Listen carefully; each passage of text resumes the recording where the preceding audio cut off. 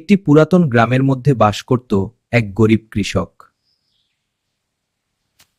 প্রতিদিন সকালে সে তার গরুগুলোকে নদীর ওপারে ঘাস খাওয়াতে নিয়ে যেত।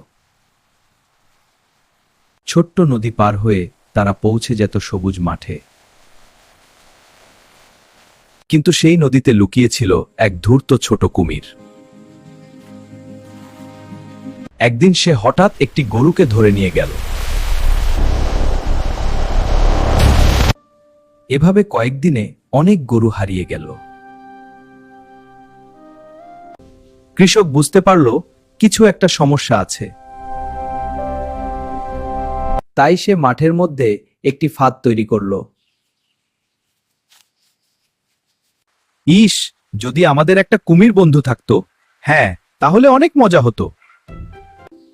তাহলে সে আমাদের শত্রুদের খেয়ে ফেলতো।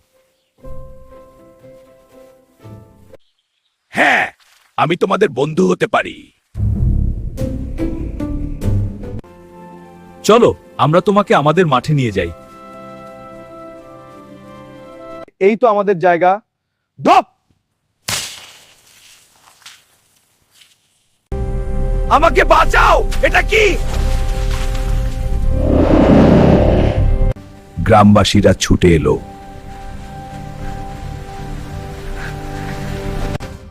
ধূর্ত কুমিরের শেষ হলো। এরপর থেকে গরুগুলো আবার শান্তিতে থাকতে লাগলো।